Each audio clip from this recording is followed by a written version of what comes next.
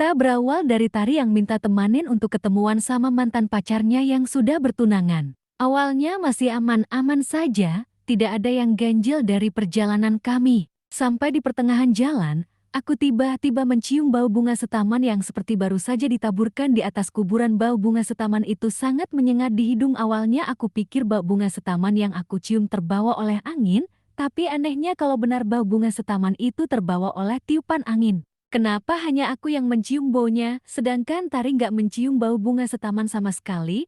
Padahal jelas-jelas bau bunga setaman itu sangat menyengat di hidungku. Jadi nggak masuk akal banget kalau Tari benar-benar nggak mencium bau bunga kuburan. Dan aku bilang ke Tari bawa motornya santai aja, nggak perlu ngebut. Singkatnya kami pun sampai ke tempat yang dijanjikan mantannya. Ternyata di situ mantannya Tari belum datang cukup lama, kami menunggu di tempat itu. Akhirnya mantannya Tari datang tanpa basa-basi lagi. Tari langsung mendekati mantannya dan mereka ngobrol sebentar sampai pada akhirnya mantannya ini memberikan sesuatu. Setelah itu pun kami pulang. Di pertengahan jalan aku mencium kembali bau bunga setaman yang sama, tapi kali ini baunya yang seperti nimpil di badanku dan itu benar-benar membuat kepalaku pusing. Seketika itu juga badanku merinding. Di sini aku berusaha fokus dan gak memperdulikan sekelibatan bayangan yang seolah-olah mengikuti kami. Sesampainya kami di rumah aku langsung membuka pintu. Seketika itu juga aku merasa seperti hembusan angin menabrakku.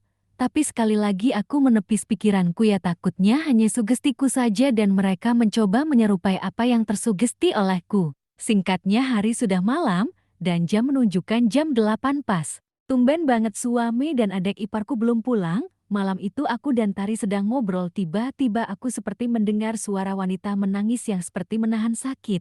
Aku pun menoleh ke Tari dan sepertinya Tari tak menyadarinya kalau ada sosok lain yang ikut mendengarkan ceritanya. Tidak berapa lama suami dan adik iparku pulang, aku melihat wajah suami dan adiknya seperti orang yang menahan amarah. Karena penasaran aku pun bertanya ada apa pulang-pulang. Kok cemberut, apa ada masalah di tempat kerja? Suami pun menjawab gak ada lah. Kalau gak ada kenapa pada cemberut semua wajahnya? Adik ipar pun menceritakan apa yang sebenarnya terjadi. Ternyata adik iparku pun mengalami hal yang sama, di mana dia juga mencium bau bunga setaman yang sangat mengganggu. Awalnya adikku ini mengira ada pembeli, tahu pengunjung yang membawa bunga setaman. Dia pun keluar untuk memastikan, ternyata pas dicek ke depan sepi, gak ada pembeli. Ataupun pengunjung, yang terlihat di depan hanya kakaknya dan pemilik bengkel. Saat adikku ini balik ke belakang, dia melihat sekelibatan bayangan melintas tapi gak diperdulikan sama adikku. Di saat Kiki lagi mencuci piring, dia kembali melihat sosok itu lagi. Tapi kali ini sangat jelas dan wujud dari sosok ini sangat mengerikan yang dimana wajahnya menyerupai Lek Bali, hanya saja badannya terlihat agak kecil dan pendek, tapi tetap tak memperdulikan si sosok ini. Setelah selesai Kiki pun bersiap-siap untuk pulang. Kebetulan juga temannya suami sekaligus teman Kiki, mereka bertiga pun bareng pulangnya karena kebetulan searah. Di pertengahan jalan suamiku mampir di toko membeli sesuatu dan si Agas ini duluan tidak begitu jauh dari toko. Di mana suamiku membeli sesuatu terdengarlah hantaman keras seperti menabrak sesuatu. Suami pun bergegas melihat ke arah suara dan ternyata si Agas yang terjatuh dari motornya karena menabrak BB rapati yang tirup yang ada di tengah jalan. Agas pun mengalami luka yang cukup serius dan sekujur tubuhnya mengalami luka lecet. Suami pun bergegas membawa Agas ke puskesmas terdekat, entah kebetulan apa gimana gerimis pun turus. Tapi anehnya, walaupun luka yang dialami Agas cukup serius, darah yang keluar hanya sedikit.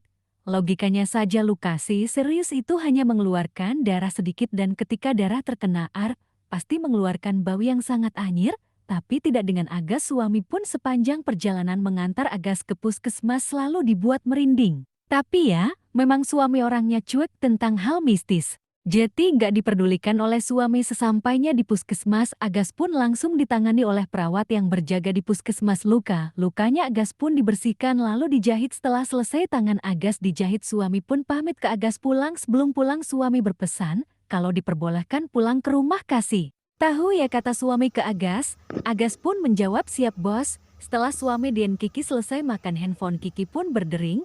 Dan ternyata si Agas yang nelpon. Dia pun mengabari kalau dia sudah di rumah. Suami dan Kiki pun bersiap berangkat ke rumah Agas. Aku pun mengantar suami dan Kiki ke depan. Setelah suami dan Kiki keluar gang, Aku berencana duduk sebentar di kursi depan rumah, baru saja mau duduk aku tiba-tiba mendengar suara wanita yang seperti mengajakku bermain.